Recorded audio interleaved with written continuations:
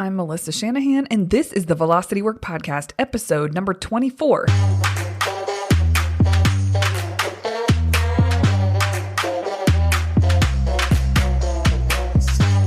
This podcast is for attorneys who are running their own firms. We explore tactics, tools, and stories related to pushing past simply lawyering well and into building a successful firm. Working in your firm and working on your business are two very different things. This podcast focuses on the latter. Well, I think you guys are really going to appreciate today's guest. She lives in Switzerland. She's a LinkedIn expert, and she's really down to earth. I enjoyed this conversation. I think you're going to have a lot of nuggets that come out of it. The interview is with Sarah Santacroce, and I'm going to link her website and a resource in the show notes if you'd like to learn more from her. But I really love her grounded approach to LinkedIn. It's pretty straightforward. It's pretty simple. And I know for sure most of us aren't doing the very simple things that she talks about. So listen up. And I hope this really gives you something to be able to implement very easily and move forward and start to be more connective and connected on LinkedIn, because it will serve your business, which will serve your mission and your vision, and will get you closer to your goals and on all of the things, right? So please enjoy. Well, welcome everyone to this week's episode of the Velocity Work Podcast. I have a very special guest for you today. Her name is Sarah Santacroce. She's actually in Switzerland, so we are connecting from, two different places in the world, and super excited to bring you this conversation because she has some tips and things to offer that will allow you to take steps to implement and put things into motion very quickly after today. So, Sarah, welcome to the show. Thanks so much for having me, Melissa. It's so fun to be here. Yes, it's so fun to have you. And if you don't mind, would you take a minute and just give people a glimpse of your background and who you are and what you do? Yeah, I usually start, we just talked offline. So I'm based in Switzerland, but we lived in California for 4 years from 2006 and 2010. And that's when I had to leave my day job to follow my husband over there. And that's also when I then started my own business. And first I went into kind of like the social media world in general and thought I'm going to help entrepreneurs, business owners with their social media strategy. And that's kind of what I did. But then moving back to Switzerland in 2010, I quickly realized that Switzerland was still back in the ice age when it came to social media. They're like, we don't even know, how to use it, what it is. And so I had to kind of pivot to go into training more than strategy.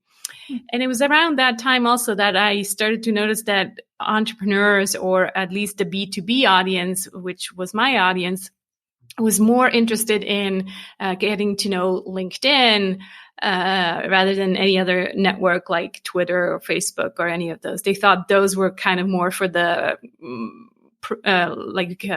personal life, and LinkedIn was more for the professional life, which, is still true to some extent today. So that's when I really said, okay, fine, I'm going to do what everybody tells you, which is to niche down and find your specific niche or niche, like we say over here. And so I decided, okay, I'm going to only focus in on LinkedIn. And so that's what I've been doing ever since. And it was one of the best decisions I've ever made. Yes. Because clearly you are becoming a recognized expert in one area rather than, social media experts. There's tons of them. And so, it has been a good decision, for me.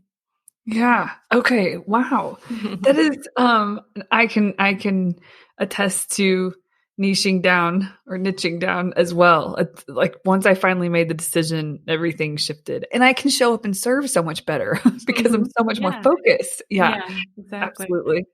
That is so true, because if I would think back now and I had to always know everything about every new social media platform that appears and then disappears, I would really lose my head. So now I just know, okay, I just got to stay on top of LinkedIn.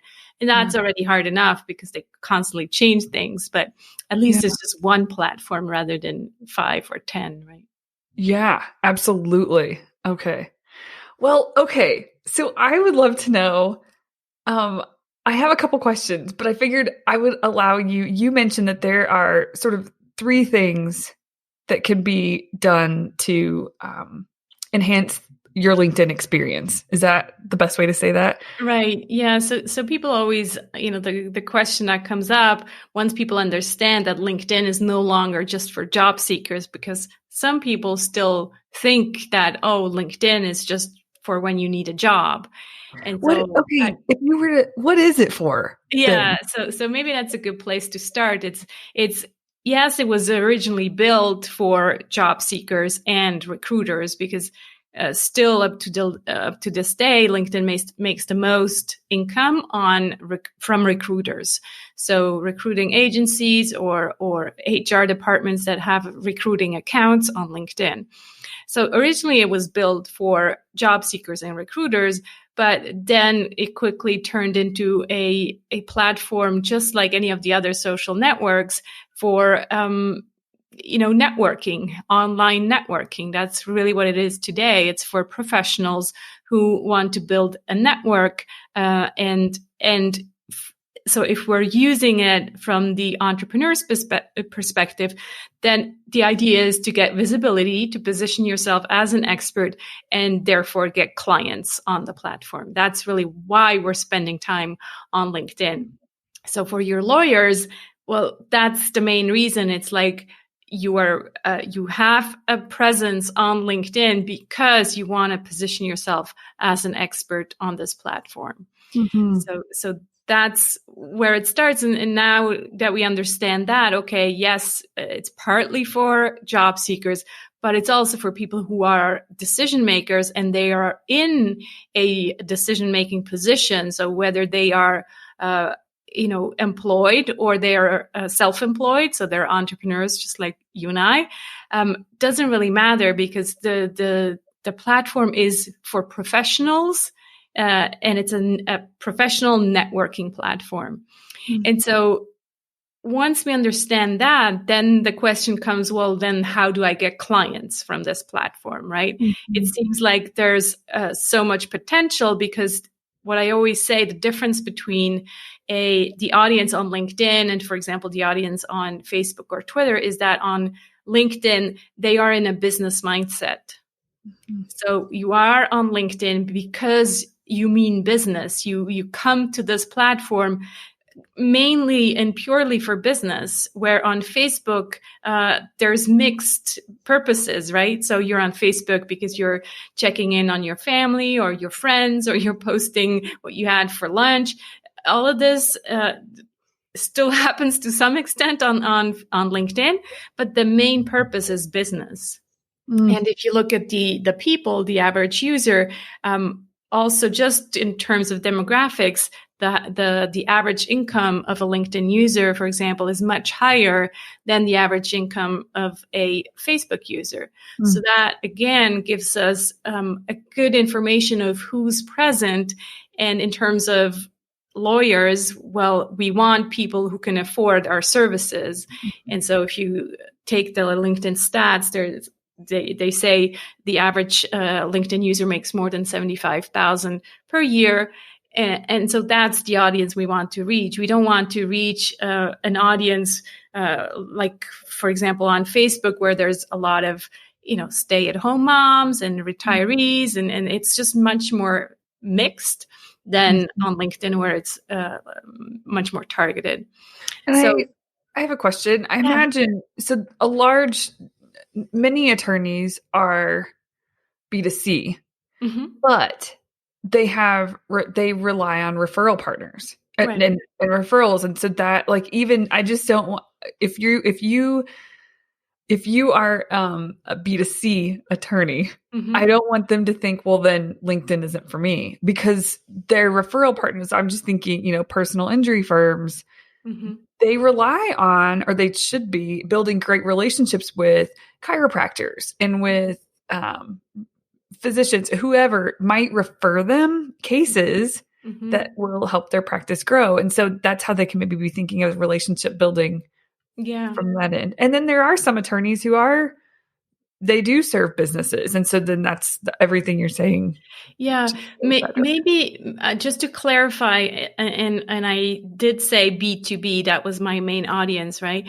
But if we think about who is on LinkedIn, a business is made up of people, Yeah. and it's the people who are on LinkedIn. So it's So always true. the consumer that is on LinkedIn, because even if you are a decision maker in a corporate, you're still also a consumer. Yeah. You're not actually hiring an attorney for your business, maybe, but you're hiring an attorney for, personal reasons. Yeah. So you're Oh, still that's on fascinating. LinkedIn. So it's Yeah. often a confusion that people have, and where they think, oh, LinkedIn is just for business. It's just for business to business.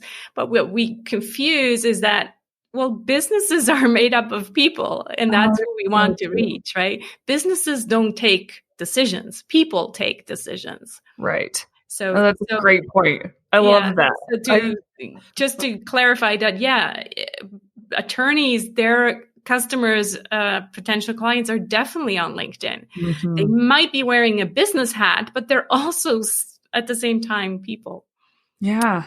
Yeah. Okay. Well, I'm so glad you made that point. I'm so glad you made that point. That is, and it's fascinating that, I mean, I feel like I'm business oriented and business minded, and that didn't cross my mind during our conversation yet, but that is the truth. Yeah. So, Yeah. yeah, It took thank me you. several years too. I'm like, oh, I'm talking to people in the Yeah. business, because Yeah. that's, yeah. 100%. Yeah. Okay. Yeah. Thank Okay. So then, yeah. So once people really have that understanding of LinkedIn, you Yeah. mentioned that there's a few things they could. Yeah, exactly. So now that we have the kind of the groundwork, then the three steps. My model is kind of based on three steps. Um, the first step is always the profile, the LinkedIn profile. So to really position yourself as an expert on LinkedIn, well, we have this huge opportunity, which is the LinkedIn profile, where we can really demonstrate that we are an expert in our field. And oftentimes, people completely overlook that. And also, some of my colleagues or competitors, however you want to call them, they focus entirely on lead generation on LinkedIn. And I'm just so surprised and even shocked sometimes that they completely overlook this potential of the LinkedIn profile, because it doesn't help you to have all these leads if these leads don't see you as an expert in your field. So to me, it needs to start at the profile and really building out that profile, which I often refer to as a mini website, because it's much more complete than any other social page, or like on Facebook, there's barely anything we can add on the page and nobody ever looks at it. Where on LinkedIn, it really is your business card, but a very much extended business card. And so that's where it starts. And then we can go into a bit more details after, but I want to just go through the other two steps. So once we have that, that's basically our sales team. The LinkedIn profile is our sales team, because we then no longer actually need to sell ourselves, because the profile does the selling for us. They look at our profile and they go, oh, wow, she has all that experience. She has, this is how she works. And they have all the information in there. The second part then is to actually show and prove that you have this knowledge that you're saying that you have on your profile. So that's where the content comes in, the comments, the engaging in the actual newsfeed with your network. Just like on any other platform, it's not enough to just have a profile.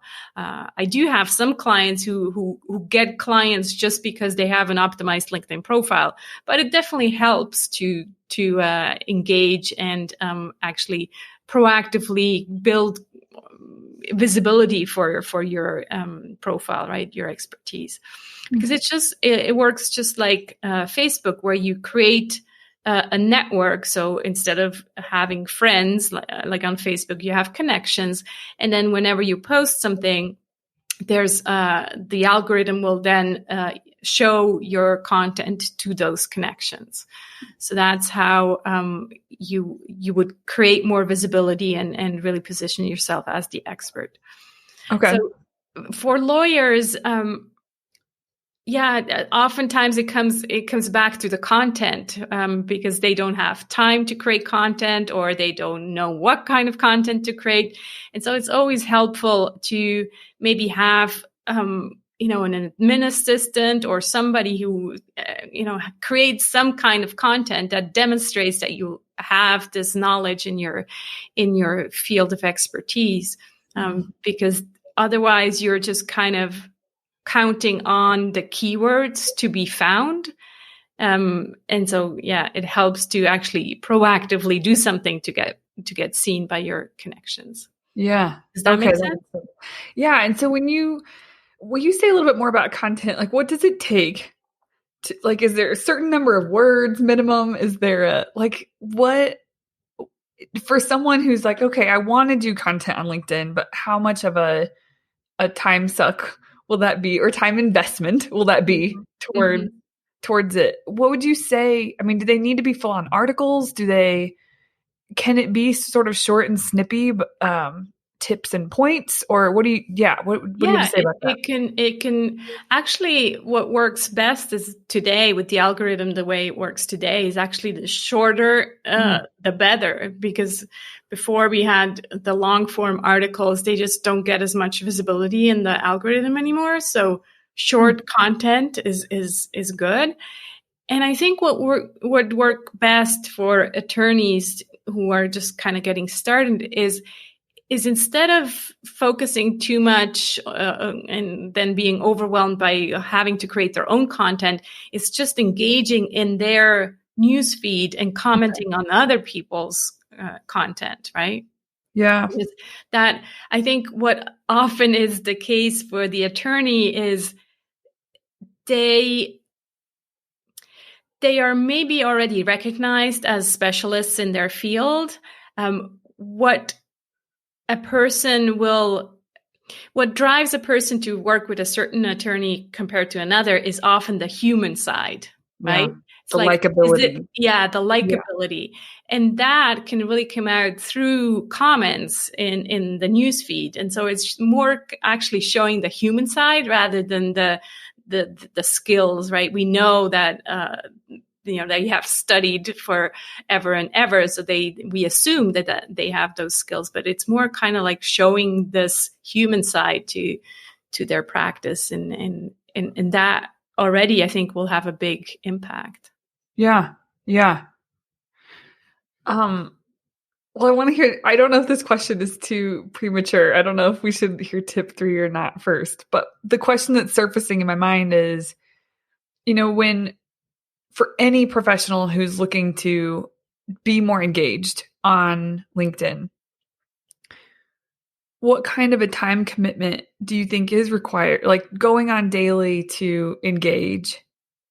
I would assume, like, if I really were to think about it and get clear, because it might be easy to think that it would take a lot of time. But really, if you just make a habit of going in, logging every day, seeing what's in your feed, commenting, liking things, sharing things, maybe putting some of the short content that you have going other places, maybe you could also put that on LinkedIn. I mean, do you think that someone could reasonably, once they have a solid profile set up, they could go in and spend 15 minutes a day on LinkedIn? I wrote a blog post how to get traction with 10 minutes a day. So 10 minutes a day. Yeah. Okay. I think it's momentum that builds up. It's more the consistency than I think it's worse if you say, I'm going to spend 2 hours today and then not do it again for 2 months. Yeah. I'd rather have you start with 5 minutes per day. And maybe that's, on your commute, if you're lucky to be on a train or on a bus or anything. So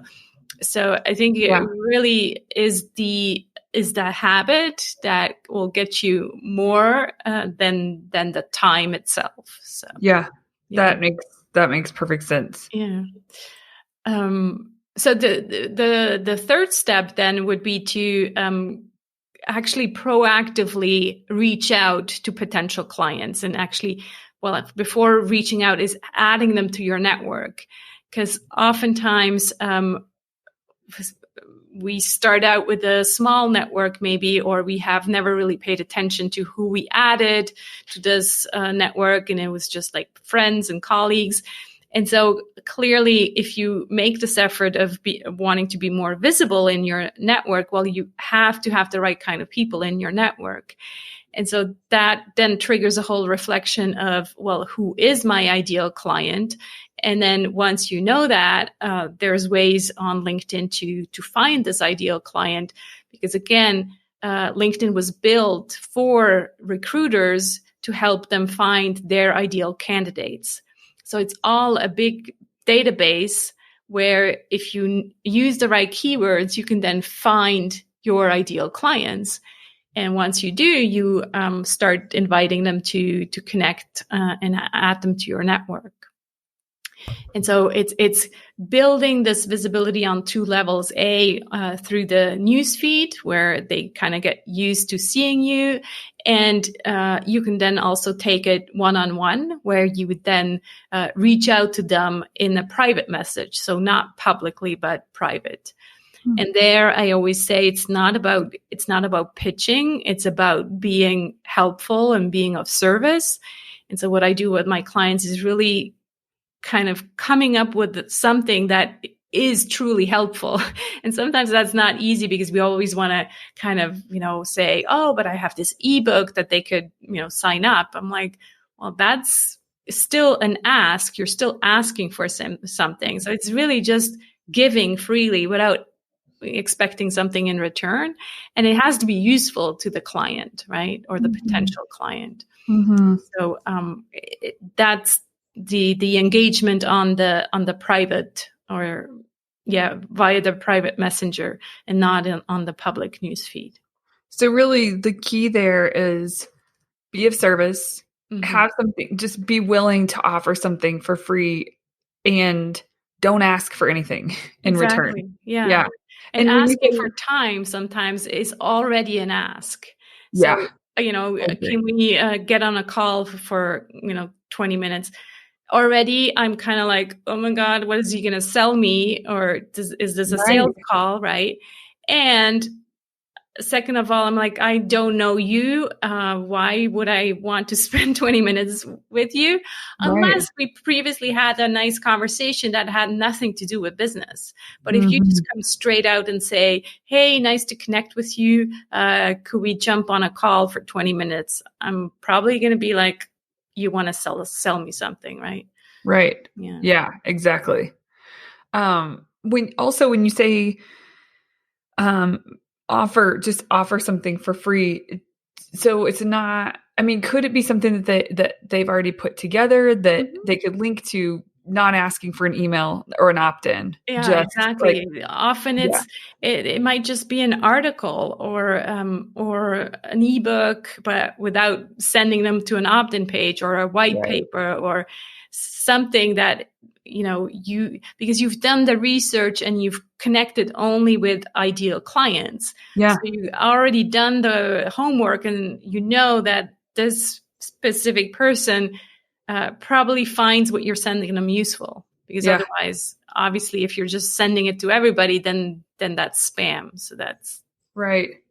And then, could that even be, when you're offering them something for free, could it even be you just notice something specific about their scenario or about their setup, or you could just offer food for thought, or like, these are some ideas I had for you based on your business, or I don't know, like, could they just offer something in the message that's connective and really helpful without it being an actual resource? Does that work too?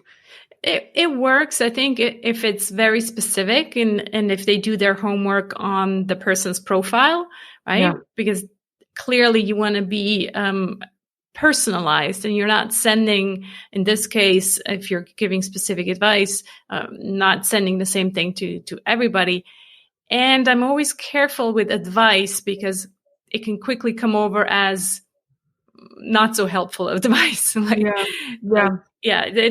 But again, I think it depends on how you phrase it and the tone of voice and all of that. Okay. Yeah, that makes sense.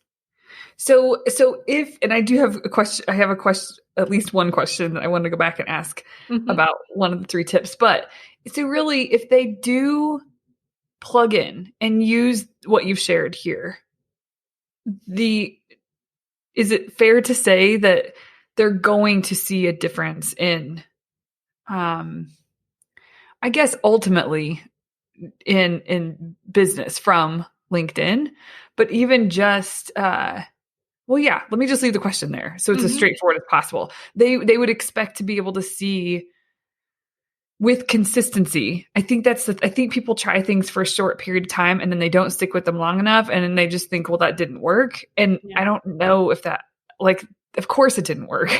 There needs to be more time involved. But if they really were genuinely willing to show up and have a habit around and being engaging and being of service and having a solid profile on LinkedIn, then inevitably business is going to stem from that because they're connected with people and people are who hire you. Right. Exactly. Yeah. But I think you're so right. It's consistency and it's a long-term game, because if you're just saying, I'm going to do this for 6 weeks, well, you get, some traction, but people don't know, like, and trust people who are only there for 6 weeks and then we never see them again, or we see them again 6 months later. Yeah. So that's the big kind of differentiator. It's like it's the consistency that counts. And that's why I say maybe start with 5 minutes, and maybe it's not 5 minutes every day. Maybe it's 3 times per week, 5 minutes. So it's more important that you plan on the long-term game rather than say, I'm going to do this. I listen to Sarah and Melissa and I'm going to just be there for an hour every day. You probably can't keep it up, and that's worse. Yeah. There's what I notice just in humans in general, not just with lawyers that I work with.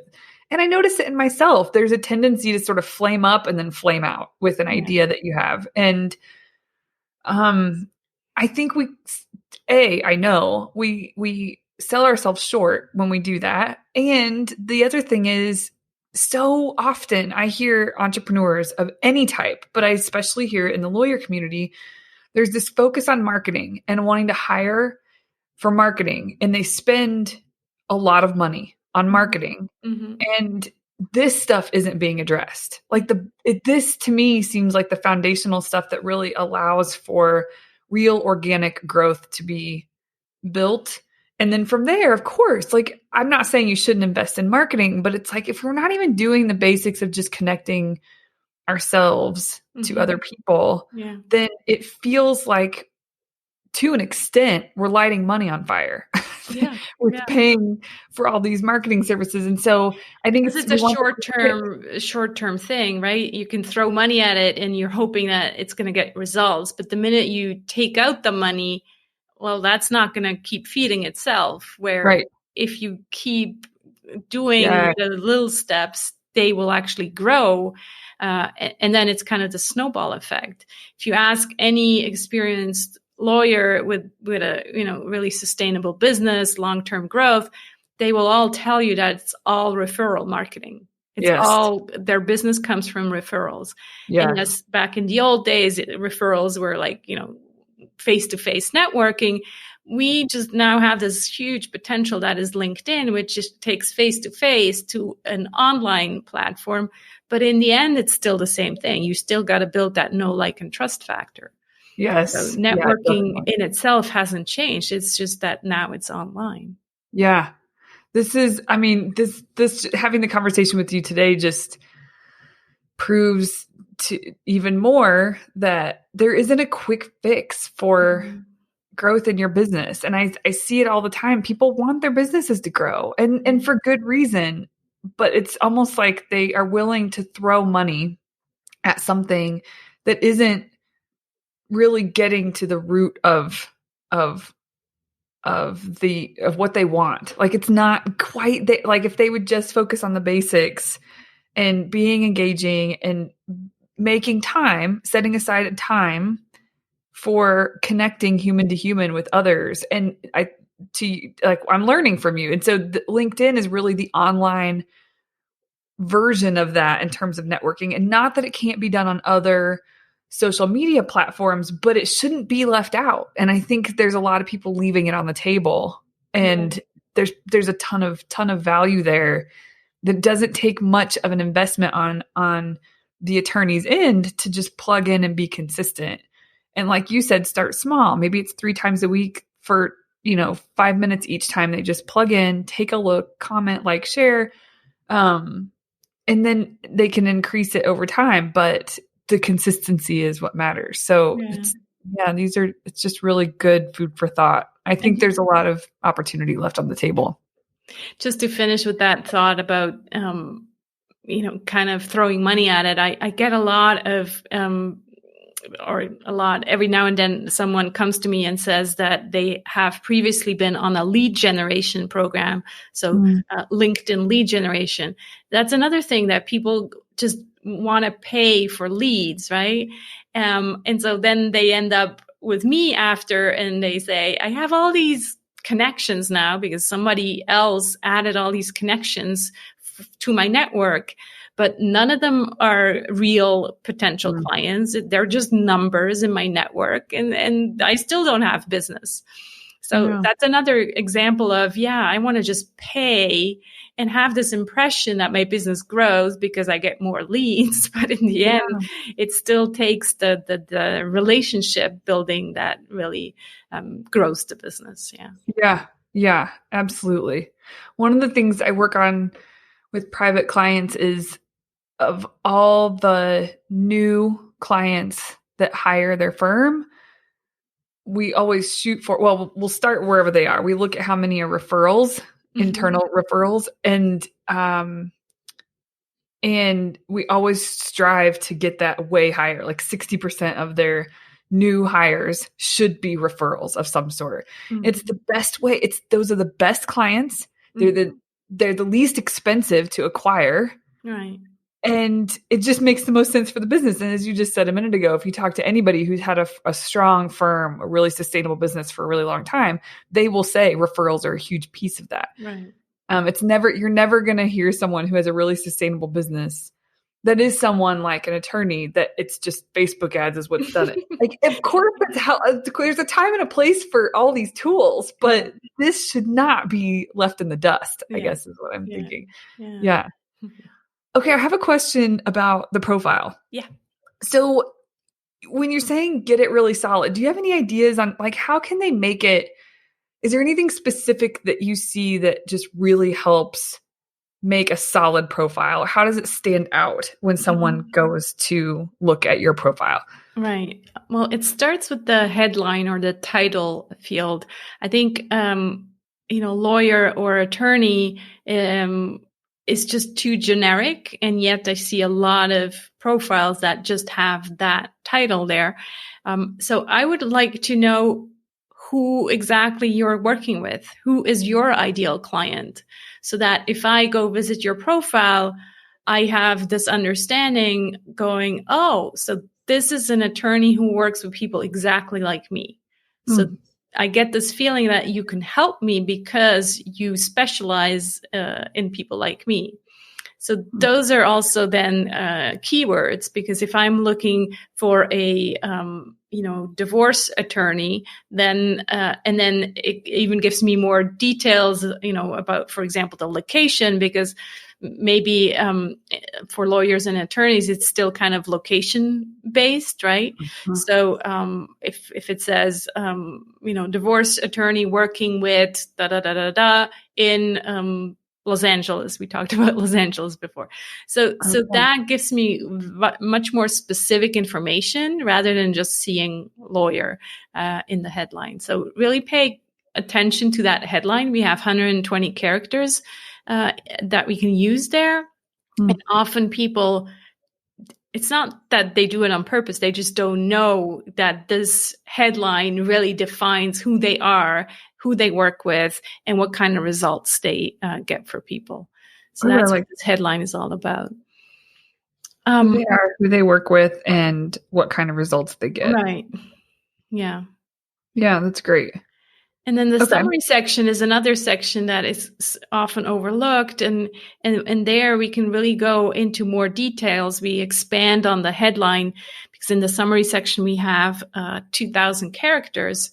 So that gives us quite a bit of space to explain, who we are. Yes, a little bit about our background, but mostly about who we're working with today. And I think there's definitely space there to bring in the human side, not just the, stiff attorney side, but the human side. Because again, we're connecting with people, not businesses. Yeah.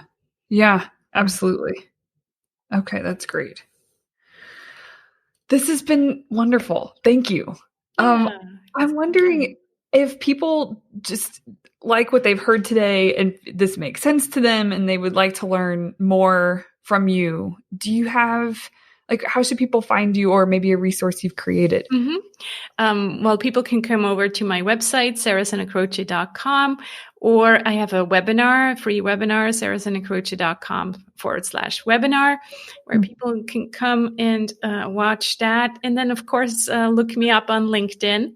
And that brings me to a final note about connecting. It's always nice to add a personalized invitation. So actually not just use the default connect button, but say, where you've met the person or that you've heard me on this podcast.